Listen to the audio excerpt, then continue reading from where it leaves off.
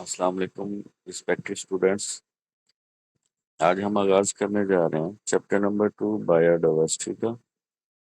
Our planet is home to a variety of organisms from tiny insects to towering trees. ہماری ارتھ plant ہمارا ارتھ جو ہے یہ بہت سی ورائٹی آف جانداروں پر مشتمل ہے. چھوٹے انسیکٹ سے لے کر بڑے بڑے درختوں پر مشتمل ہے. The variety is essential for the health balance of our world. It provides us food, medicine and clean air. تو یہ جو ورائٹی ہوتی ہے جانداروں کی یہ ہمیں فوڈ، میڈیسن اور صاف ہوا مہیا کرتی ہے. In this chapter, we will explore the variety of organisms and the method of classifying them into groups. یعنی کہ ہم اس میں جانداروں کی ورائٹی پہ بات کریں گے اور ان کو کس طرح سے کلاسیفائی کیا جائے گا اس کے بارے میں بات کریں گے. تو سب سے پہلے ہم اس کی جو ڈیفینیشن ہے اس کی بات کر لیتے ہیں. Biodiversity means the variety of organism in a particular area. کسی خاص جگہ پر جانداروں کی جو ورائٹی ہوگی اس کو بایو ڈائورسٹی کا نام دیا جاتا ہے. Bio mean life and diversity mean variety. Biodiversity of an area is measured by considering the number of different kind of organisms and the variation within each kind. تو کسی جگہ پر بایوڈائورسٹی کو میئر کرنے کے لیے ہم اس جگہ پر مختلف انواع و اقسام کے جانداروں اور ان میں موجود انواع و اقسام جو ہیں اس کو دیکھتے ہوئے میئر کرتے ہیں. جتنی زیادہ ورائٹی جانداروں کی ہوگی اتنی ہی اس جگہ کی بایوڈائورسٹی زیادہ ہوگی. Biologists have discovered and classified almost 2 million kind of organisms. 2 million kind of organisms جو ہیں وہ ڈسکور کیے ہیں biologists نے ابھی تک. However, they estimate that the total kind of organisms on Earth is much greater. تو اس سے بھی زیادہ جانداروں کی ورائٹی جو ہے وہ موجود ہے. Biodiversity is not evenly spread out. The biodiversity in a place depends on factors like climate, altitude, and soil type. Tropical regions have more biodiversity than polar regions. اس کو ایکسپلین کرنے کے لیے ہم اس ڈائیگرام پر فوکس کرتے ہیں. جو ارتھ ہوتی ہے یہ اس کا نارتھ پول ہے اور یہ اس کا ساؤتھ پول، جبکہ سب سے درمیان میں یہ جو ہے یہ ایکویٹر ہوگا. Equator is the hottest region of the earth. اور پلانٹ ارتھ کا جو ہاٹیسٹ ریجن ہے وہ ایکویٹر ہے اور اس کے اوپر اور نیچے ٹراپیکل ریجن جو ہے وہ موجود ہوتے ہیں. اوپر ٹراپک آف کینسر ہے جبکہ نیچے جو ہے یہ ٹراپک آف کیپریکون ہے. یہ جو ٹراپیکل ایریا ہے یہاں پر بارشیں بہت زیادہ ہوتی ہیں اور یہیں پہ رین فوریسٹ جو ہے وہ ایگزسٹ کرتے ہیں. جبکہ جیسے جیسے ساؤتھ اور نارتھ پول کی طرف چلتے جائیں گے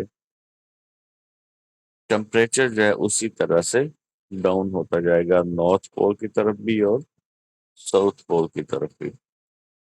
نارتھ اور ساؤتھ پول جو ہے یہ کولڈ ریجنز جو ہیں وہ ارتھ کے ہوتے ہیں. تو اس طرح سے یہ تھوڑی سی اس کی جیوگرافیکل ڈسٹریبیوشن جو ہے وہ آپ کو دکھا دی گئی. تو جو ٹراپیکل ایریاز ہیں جہاں پر سب سے زیادہ بارشیں ہوتی ہیں وہاں پر بایو ڈائورسٹی جو ہے وہ بھی زیادہ ہوتی ہیں. جو افریقہ کے جنگل ہیں وہاں پر بہت زیادہ ورائٹی جو ہے وہ موجود ہوتی ہے، صرف کس وجہ سے کہ وہاں پر بارشیں بھی زیادہ ہوتی ہیں. تو واپس آ جاتے ہیں جی میں ٹاپک کی طرف، بایو ڈائیورسٹی کے۔ یہاں پر آپ نے صرف یاد رکھنا ہے جو ہے وہ ڈیفینیشن یاد رکھنی ہے، یہ والی ڈیفینیشن یاد رکھنی ہے، اور اس کے علاوہ جو کائنڈ آف آرگنزم ہے، about 2 million kind of organisms, یہ یاد رکھنا ہے۔ اچھا، اس کے بعد اگر ہم بات کریں اس کی اہمیت کے بارے میں، importance of bio diversity, bio diversity کی اہمیت کیا ہوتی ہے؟ Biodiversity provides many essential services for human and planet. Here are some key benefits of biodiversity. سب سے پہلے جی ایکو سسٹم سٹیبلٹی کی بات ہوگی۔ بایوڈائیورسٹی کا کیا کردار ہے ایکو سسٹم کی سٹیبلٹی کے حوالے سے؟ Biodiversity helps to maintain balance of ecosystem. It plays important role in biochemical cycles such as carbon cycle and nitrogen cycle. تو ایکو سسٹم کو اسٹیبل رکھنے میں بایو ڈائیورسٹی کا اہم کردار ہوتا ہے، یعنی کہ اگر ایک نوع اقسام کے جاندار ایک جگہ پر موجود ہیں تو اس کو بیلنس کرنے کے لیے دوسری نوع اقسام کے جاندار وہاں پر موجود ہوں گے۔ تو ہر جاندار جو ہے وہ ہر جاندار دوسرے جاندار کی خوراک کا حصہ بھی ہوتا ہے۔ بعض جاندار دوسرے جانداروں کو سپورٹ کرتے ہیں، شیلٹر پرووائڈ کرتے ہیں گرو کرنے کے لیے، اور بعض جاندار دوسرے جانداروں کی خوراک کا حصہ بنتے ہیں۔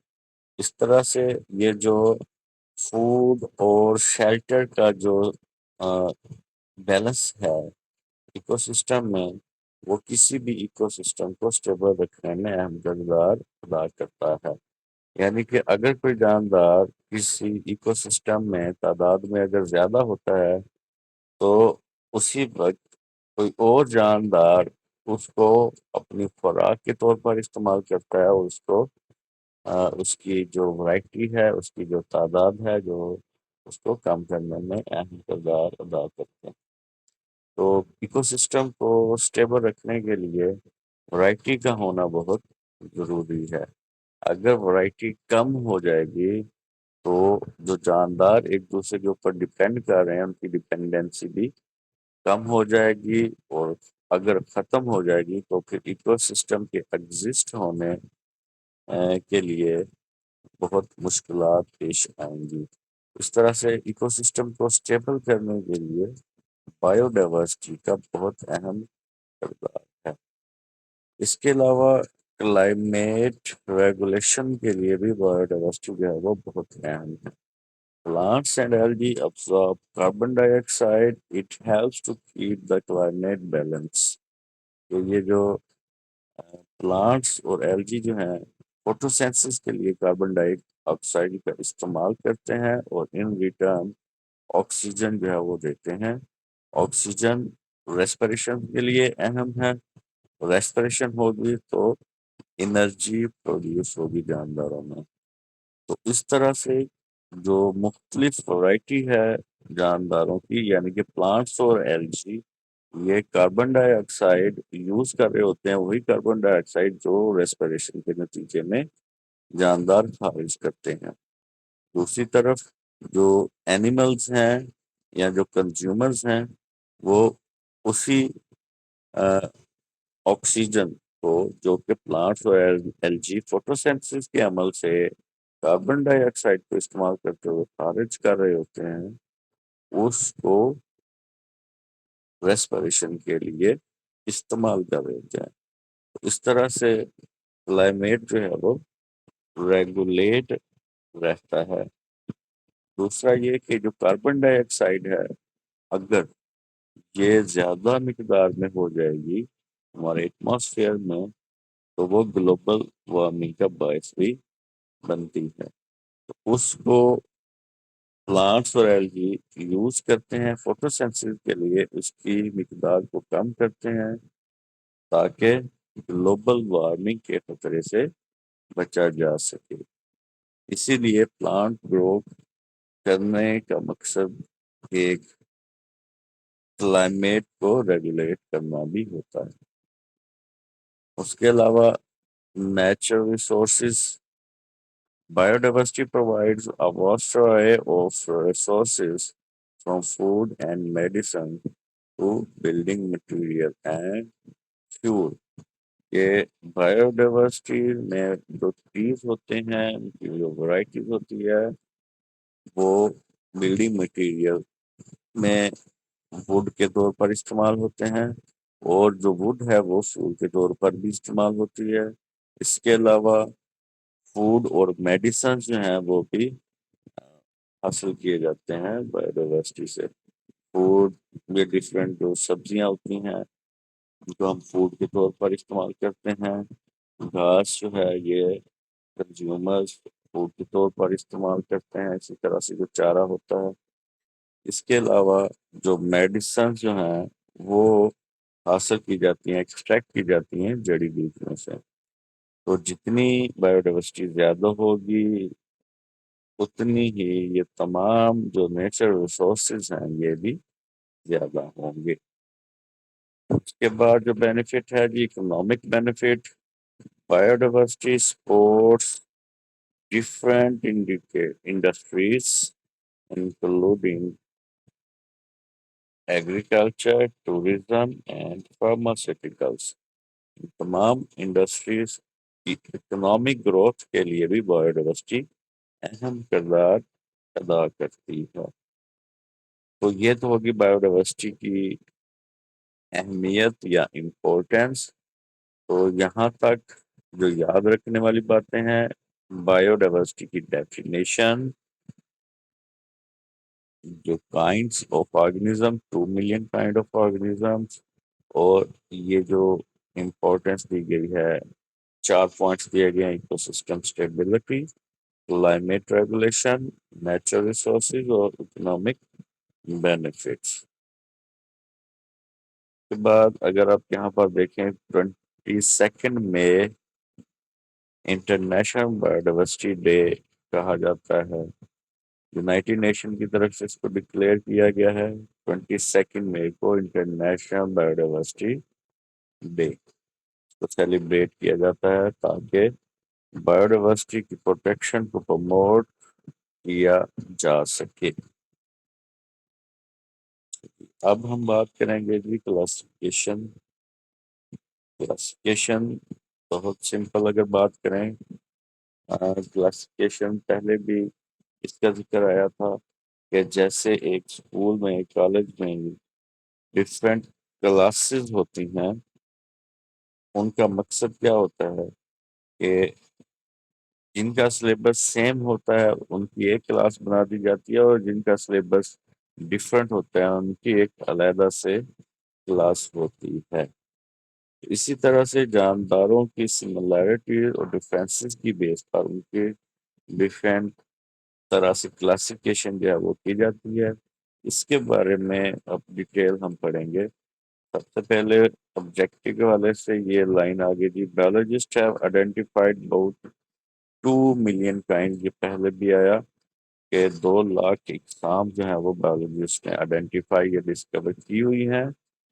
ان میں سے 0.5 million are the kind of plants and 1.5 million are the kind of animals۔ یعنی کہ جو زیادہ ورائٹی جو ہے وہ اینیملز کی ہے، اباؤٹ 1.5 ملین، اور 0.5 ملین یعنی کہ 5 لاکھ جو ہے وہ پلانٹس کی ورائٹی ڈسکور کی گئی ہے بایولوجسٹ کی طرف سے۔ It is only small percentage of total kinds which live on earth۔